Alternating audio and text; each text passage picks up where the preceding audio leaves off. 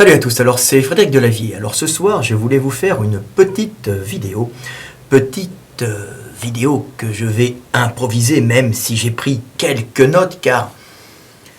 le sujet, s'il peut paraître simple, est en vérité un peu complexe dans les relations énergétiques qui correspondent au sujet que je vais aborder. Le sujet que je vais aborder, c'est les migrants. Les migrants, une chance pour la France. Et pourquoi notre État laisse entrer des étrangers en France et pourquoi elle est prête à les accueillir. Alors qu'il suffirait d'une décision ferme, appliquée fermement, avec vigueur, pour bloquer totalement l'arrivée des illégaux. Donc pourquoi notre État laisse rentrer les migrants? Tout simplement parce que les migrants permettent à une certaine classe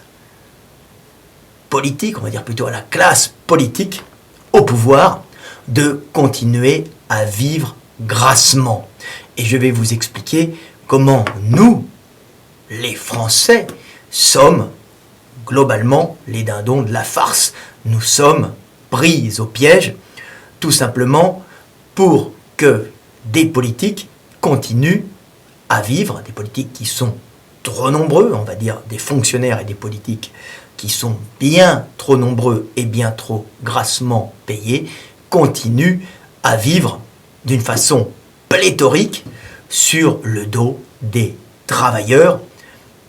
sur le dos des employés, des ouvriers, des employés du tertiaire et des petits chefs d'entreprise, des patrons de PME. Alors je vais vous expliquer quel est l'avantage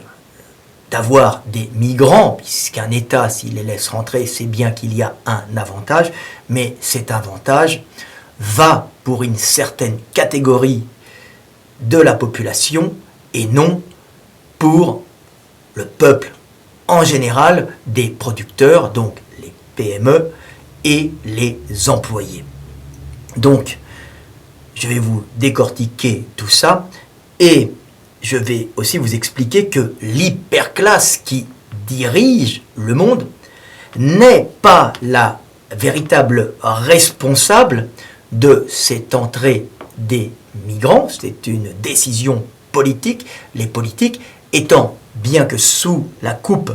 et travaillant pour l'hyperclasse, étant les principaux responsables de cette invasion des pauvres qui viennent se vendre comme des esclaves, parce que pour 10 Africains qui viennent en situation irrégulière, qui essaient de régulariser leur situation et qui vont travailler comme des bœufs au champ pour des patrons pris à la gorge par des taxes, il y a peut-être un Africain qui fera venir 5 femmes ou 6 femmes et qui profitera des allocations. Mais à la base, s'il les laisse rentrer, c'est que le migrant est valable pour maintenir en place cette caste des politiques de droite et de gauche, on va dire de ceux qui ont globalement le pouvoir. Il n'y a plus de droite et de gauche, il y a une espèce de caste politique qui vit sur les taxes et qui vit grassement sur les taxes prélevées par justement l'État. Donc, je vais vous expliquer, j'ai fait un petit schéma, c'est assez compliqué, j'improvise cette vidéo, mais c'est assez dur. Alors, on va reprendre le système. On va dire que il y a en haut de la pyramide, comme je l'ai expliqué dans une autre vidéo, une hyperclasse mondialisée qui détient par l'intermédiaire des actions, donc ce sont des actionnaires qui détiennent en général l'agroalimentaire mondial, l'énergie mondiale, c'est-à-dire ils sont actionnaires dans les grosses sociétés pétrolières et gazières, industrielles et de construction, c'est-à-dire que ce n'est pas les petits entrepreneurs qui maîtrisent le terrain, mais ce sont les grosses sociétés qui gèrent les énormes projets mondiaux, européens ou nationaux, donc qui sont dans les petits papiers qui sont avec le pouvoir. C'est eux qui mettent le pouvoir en place pour que leur société dont ils sont actionnaires puisse toujours faire de l'argent. L'argent permettant d'acheter le pouvoir permettant de faire de l'argent, ce qui est un vase clos qui permet à cette oligarchie mondiale de se maintenir. Mais vous allez voir que bien qu'ils possèdent toutes ces industries de l'agroalimentaire, de l'énergie, du pétrole et du gaz, de la construction, de la chimie, même au niveau des médicaments, au niveau de tous les produits chimiques, que ce soit engrais, ils ne possèdent pas les PME et ils emploient des dizaines de milliers de PME où il y a de petits patrons qui vont travailler pour eux et qui sont, en fin de compte, les briques de Lego interchangeables de leur grosse société à actionnaires dont ils sont les principaux possédants. Ils possèdent les actions des énormes structures mondiales et ils s'entendent entre eux. Alors il y a des fois des guerres entre eux, comme on peut le voir dans la guerre qu'il y a eu entre Trump qui représentait, comme je vous l'ai dit avant les élections, le gaz de schiste, le pétrole de schiste et les sables bitumineux. Donc il était le chevalier blanc de ces énergies et il combattait contre ses ennemis de l'hyperclasse. Il était aussi dans l'hyperclasse, il représentait des actionnaires d'une certaine catégorie de l'hyperclasse qui étaient en train de se faire un combat pour avoir l'énergie, et les autres représentaient le pétrole et le gaz conventionnel du Moyen-Orient. Donc on a vu un combat de titans qui a été perdu alors qu'on ne s'y attendait pas par les plus puissants qui possédaient le Moyen-Orient. Donc on a vu un changement de maître du monde. Maintenant je vais parler de la France et je vais vous expliquer pourquoi les migrants sont un avantage. Alors, bien sûr, l'hyperclasse n'a qu'un seul intérêt et ne combat pour qu'une seule chose, se maintenir au pouvoir et continuer à gérer. En cela, l'hyperclasse n'est ni gentille ni méchante, elle tient simplement à maintenir sa place en gérant le monde du mieux possible, ce qu'elle arrive difficilement à faire, puisqu'elle est obligée de passer par beaucoup de filtres. Et je vais vous montrer comment, en France, cette hyperclasse est obligée un peu de se soumettre, même si elle le met au pouvoir, à des politiques qui sont des incompétents et qui vont mener progressivement notre pays dans une précarité pour la majorité du peuple. Alors ce n'est pas l'hyperclasse qui est responsable de ça, c'est les politiques qui tiennent le pays et qui sont mises en place par l'hyperclasse ne trouvant pas d'alternative dans les chevaliers qui la défendent. Alors, comment ça se passe? C'est tout simplement l'hyperclasse, pour continuer à avoir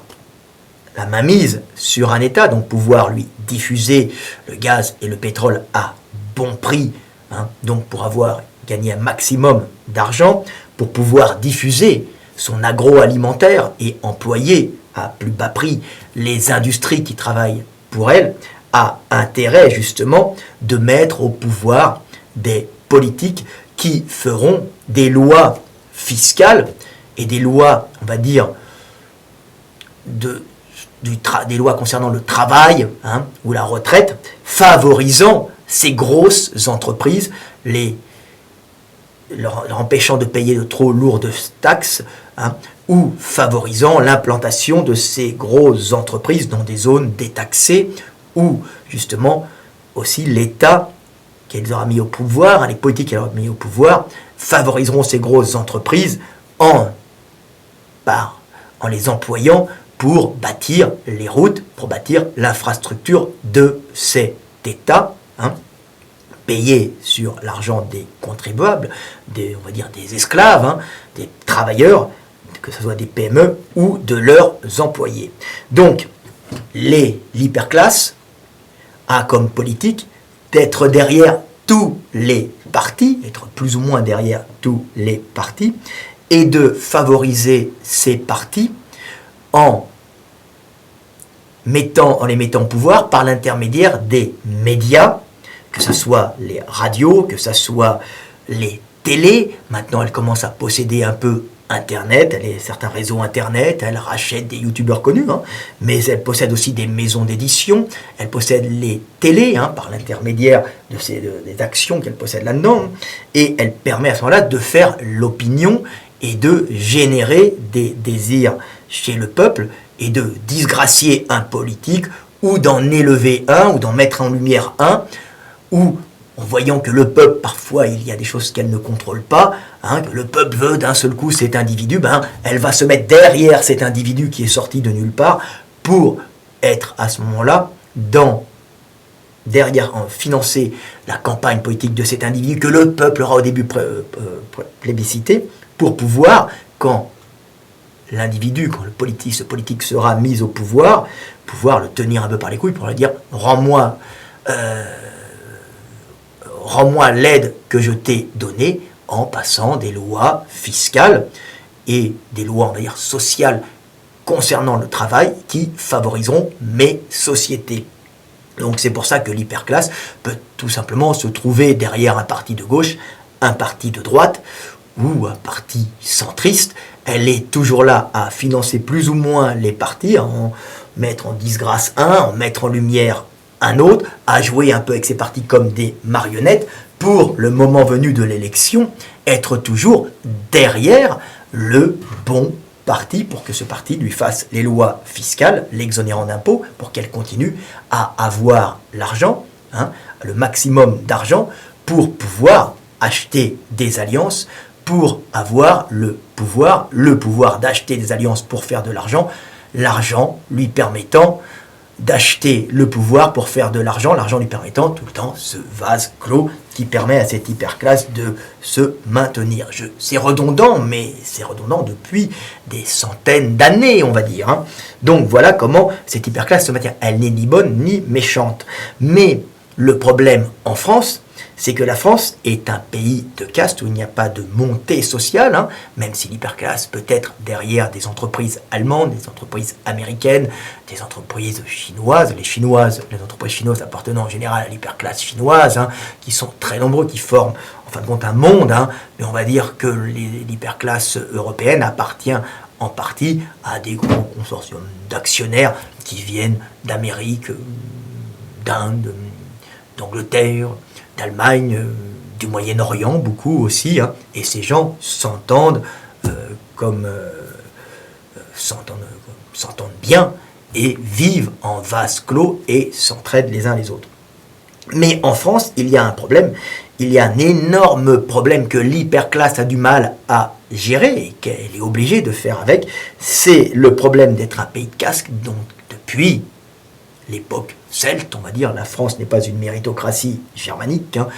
ce n'est pas non plus une méritocratie, un pays de colons comme l'Amérique où on montre sa richesse. Quand il y en a un qui réussit, c'est bien, il montre qu'on peut réussir. Quand il y en a un qui monte, c'est-à-dire qu'il y en a un qui est descendu. C'est un pays qui est très vif, même s'il y a une hyperclasse qui domine les grosses sociétés, il y a quand même une certaine mobilité sociale aux États-Unis et il y a une véritable méritocratie, par exemple en Allemagne et dans d'autres pays d'ailleurs. Mais en ce qui concerne la France est un pays de caste, il n'y a pas de montée sociale et il y a une certaine morosité du peuple. Donc déjà, quand on sait que l'on ne monte pas socialement parce qu'on est un fils d'ouvrier, alors on vous fait croire qu'on peut monter, mais la France est, vous l'avez remarqué, les sondages le disent, un des pays d'Europe où il y a le moins de mobilité sociale, si ce n'est celui où il y a le moins de mobilité sociale. Donc, la seule façon de réussir en France, comme je l'ai dit, c'est le réseau est donné par la naissance. Attention, il ne faut pas confondre la bourgeoisie française ou la grande bourgeoisie française avec l'hyperclasse qui est vraiment une puissance mondiale, certains les appelleront le Bilderberg, mais elle est en vérité scindée en plusieurs petits groupes qui se font aussi la guerre, comme nous l'avons vu, entre Trump et les énergies fossiles conventionnelles. Donc, on voit à ce moment-là qu'il y a en France un pays de caste,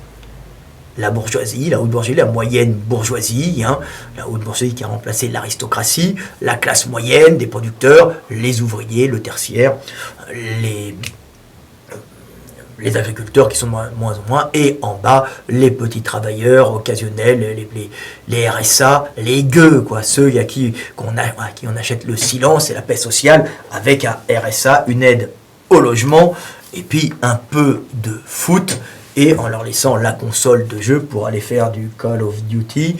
ou du World of Warcraft, le temps d'avoir une vie à rêver et de retourner dans leur médiocrité d'esclaves ou de clochards nourris au goutte à goutte, hein, par un RSA ou par une alloc au logement. Je vous fais un bilan qui paraît un peu gris, mais il est vraiment gris foncé en France. Donc, dans ce pays de caste, il est évident que les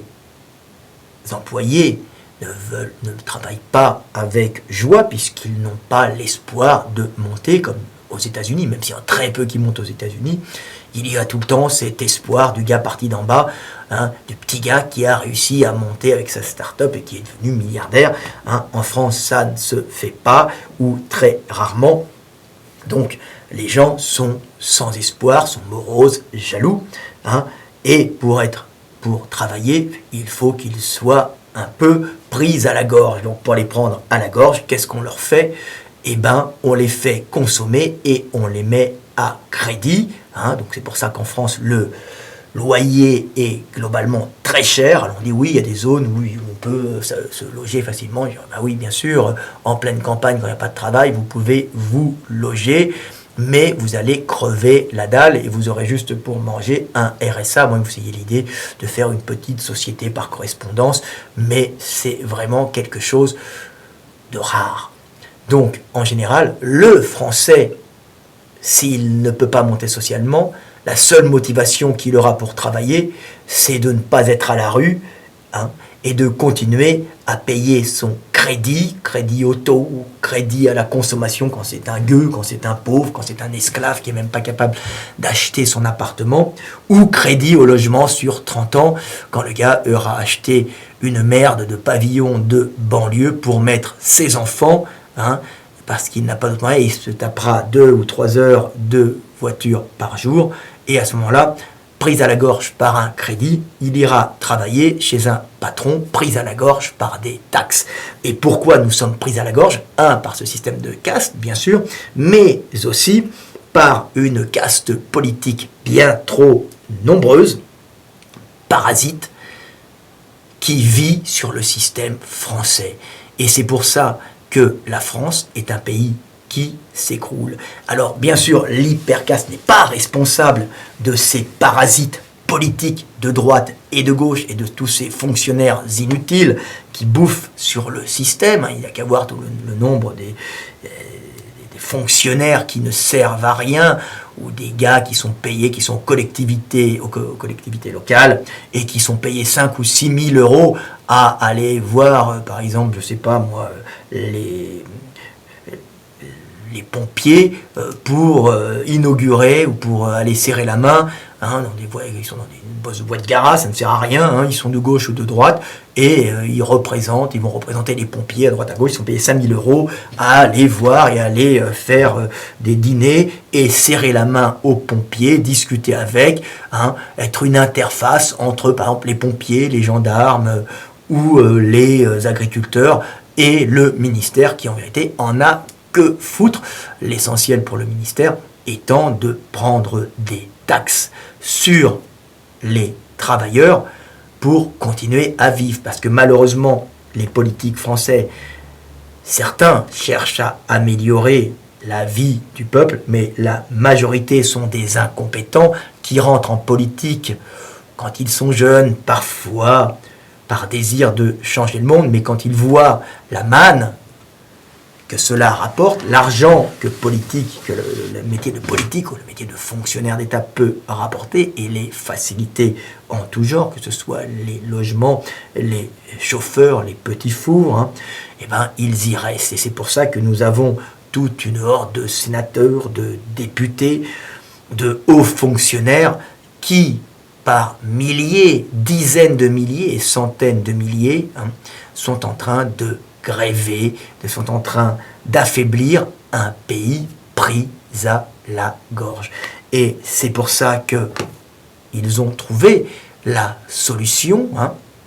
de faire rentrer des migrants qui leur permettront de continuer à rester au pouvoir. Pourquoi ? Parce que si l'État, les PME employées par les grosses sociétés possédées par l'hyperclasse s'écroulent, eh ben c'est le pays qui s'écroule, puisque les PME emploient en partie les travailleurs français en les prenant à la gorge, en les forçant à être productifs, parce qu'ils ne veulent pas être productifs. Le français est paresseux parce qu'il sait que quand il travaille, il ne monte pas socialement, on ne peut pas lui en vouloir. Donc, on a comme moyen pour le rendre travailleur de l'accrocher par du crédit à la consommation,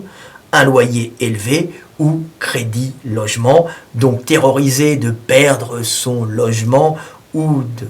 d'être à la rue, eh ben, il travaillera docilement pour un petit patron, un petit chef d'entreprise, désagréable et aigri, parce que pris à la gorge par un système social et un système de taxation trop élevé,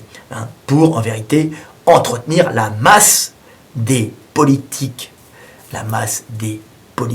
et aussi la masse des gueux qui ont compris que travailler ne menait à rien, donc ils préfèrent vivre la main tendue. C'est la cour des miracles. On peut même venir du monde entier pour vivre la main tendue, en habitant dans des logements sociaux, en s'entassant à 10 dans un petit appartement et attendre la main, avoir les soins gratuits, et vivent comme ça, comme des miséreux. On achète la paix sociale avec des RSA, des aides sociales, et la classe moyenne des travailleurs est exempte. PME, patrons de PME devenus désagréables et opprimant leurs employés qui ne veulent pas monter, et les opprimant parce qu'il faut les pousser à la productivité. Ils n'ont pas envie de produire, mais pris à la gorge aussi par des crédits à la consommation, des crédits au logement, des crédits à l'auto, et ben ces pauvres gens vont travailler. Donc ambiance très morose, qui est en vérité une ambiance qui vient du système de caste, mais qui vient du fait qu'on entretient une caste de politiques qui sont des parasites. Il faut voir il faut voir ce que l'État emploie, le nombre d'inutiles, de musées d'art moderne, de grandes fêtes. On en va, c'est les jeux du cirque, on va financer les copains qui sont artistes, on va financer des mecs qui travaillent aux collectivités locales et qui ne foutent rien, et éventuellement on va créer de grands travaux en les payant un peu plus cher. Alors maintenant ça devient un peu plus difficile en employant les boîtes des copains qui sont sous-traitées par les boîtes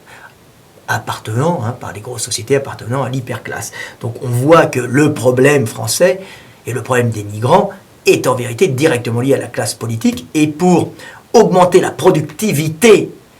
des travailleurs, c'est quasiment impossible. Donc on va augmenter la productivité des PME qui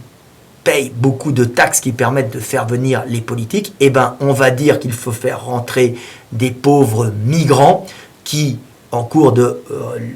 légalisation, de régularisation, des pauvres Africains ou des Afghans ou je ne sais pas quoi, qui vont venir se vendre et travailler comme des esclaves dans des entreprises. Ils vont travailler au SMIC quand ils ne sont pas au noir,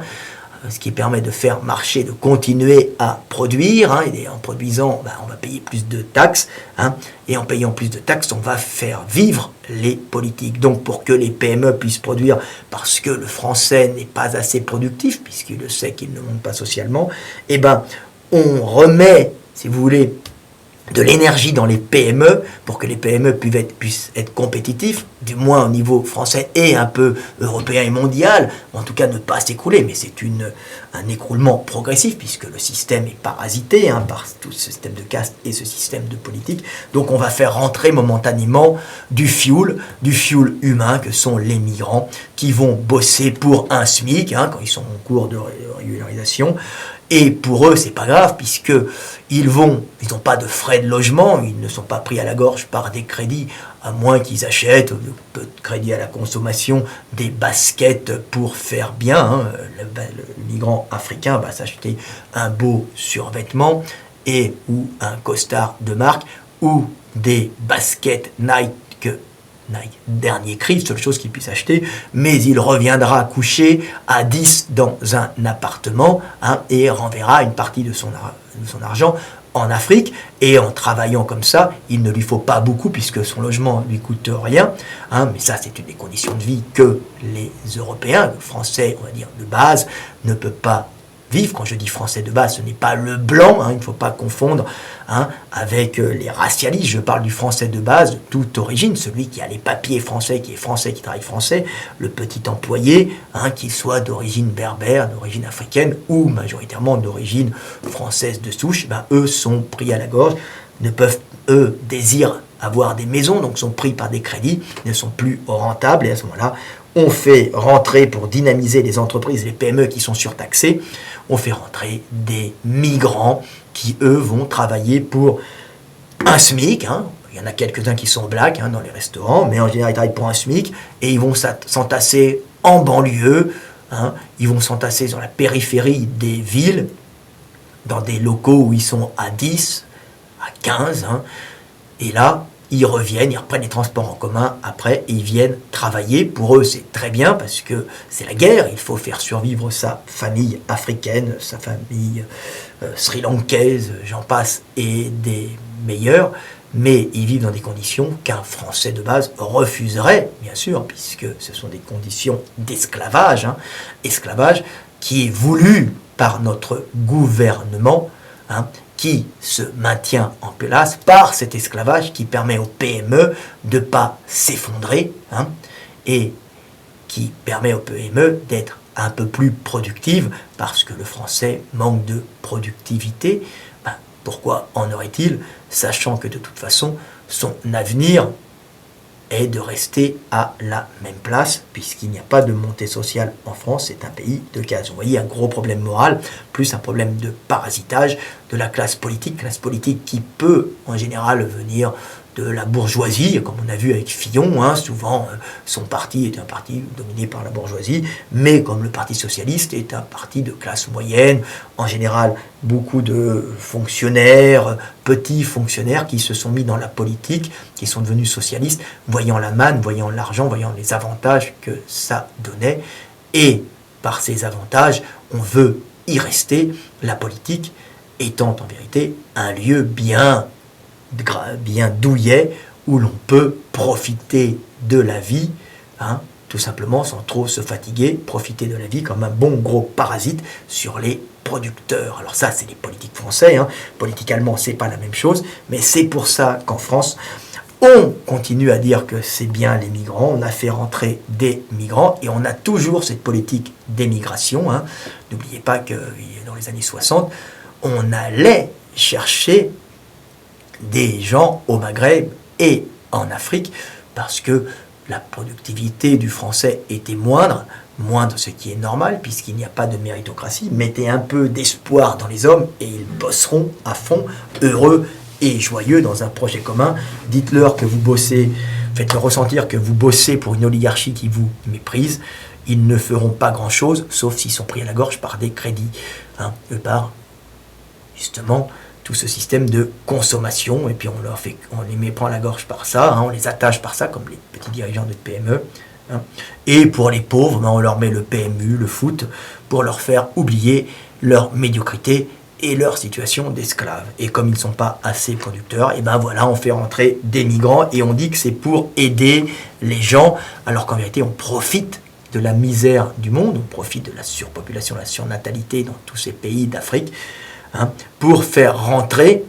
de la main-d'œuvre permettant de redynamiser les PME prises à la gorge par une taxation exagérée pour faire vivre une horde de parasites au pouvoir que l'on appelle les politiques de gauche, de droite et du centre. Il n'y a pas de gentils politiques, il y en a quelques-uns qui ont peut-être pris conscience, il y a quelques politiques qui font réellement de la politique, mais la plupart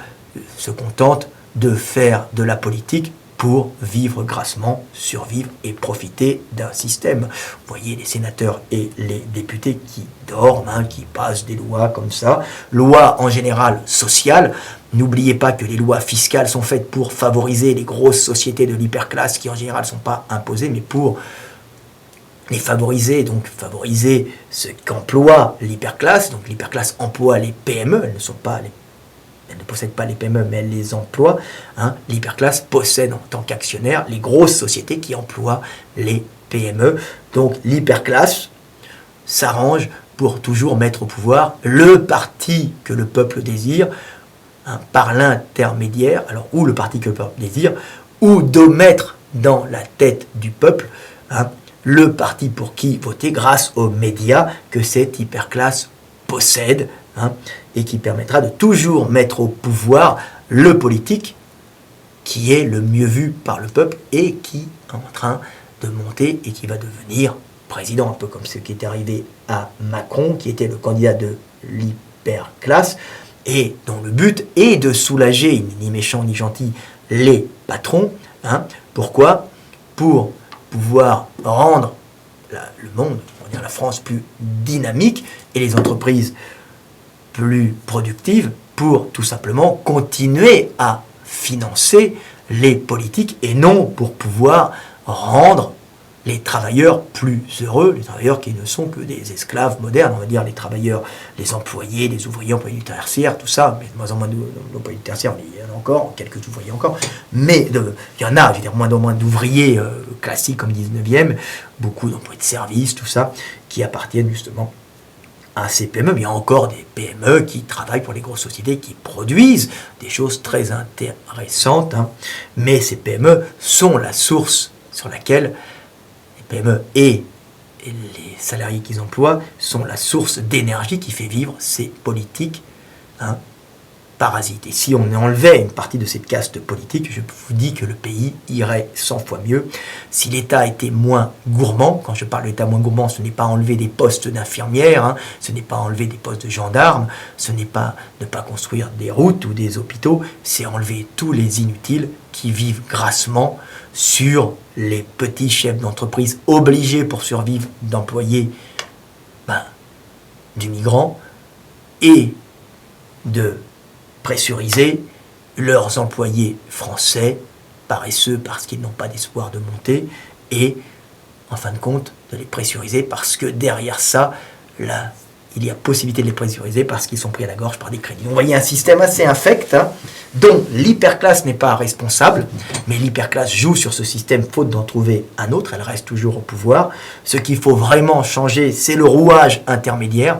c'est le système politique français, c'est le nombre des politiques qui sont au pouvoir qu'il faut limiter, prendre des gens de valeur, toujours, prendre des gens qui ne soient pas des gens dépensiers, ne pas prendre des gens qui veulent le pouvoir pour en jouir, mais des gens qui veulent le pouvoir pour pouvoir aider les autres, tout simplement, à mieux vivre et pour aider le pays à mieux produire pour échanger de l'intelligence de conception française contre, par exemple, de l'énergie russe ou de l'énergie algérienne, au hasard. Voilà comment se passe le monde. Donc c'était pour vous montrer que le problème, c'est un problème de caste qui rend le français morose et jaloux, et un problème crucial, qui est un problème qu'il faut résoudre, le problème de ces politiques qui sont en train de tuer notre pays, en continuant à vivre et à taxer notre peuple de moutons abrutis par des médias qui leur disent toujours de voter pour les mêmes cons mis au pouvoir par une hyperclasse qui n'arrive pas à trouver d'individus assez intelligents pour permettre au pays de produire d'une façon intelligente, sans opprimer le peuple des travailleurs, le peuple des employés et le peuple des petits patrons. Voilà, petite vidéo pour vous expliquer le système et pourquoi les migrants arrivent dans notre pays et qu'ils n'arrivent pas par hasard, ils n'arrivent pas là parce qu'on veut aider le monde, ils arrivent là parce que c'est un moyen de redynamiser des entreprises prises à la gorge par un système de taxation abjecte, hein, qui permet à un État parasite de vivre, un État de parasites trop nombreux, de vivre sur un peuple d'abrutis, de moutons et d'esclaves. On les appelle, c'était quoi, un moujon, un mélange, hein, c'était assez humoristique, hein, un mélange de moutons et de pigeons. C'est le moujon, jeu de mots qu'il est difficile de traduire dans une langue étrangère. Voilà, petite vidéo de 35 minutes. Je pars en Hongrie demain, donc je ne vous parlerai plus pendant quelques jours. Hein, et de retour en Hongrie, j'espère pouvoir vous faire de nouveau des vidéos de musculation. À bientôt.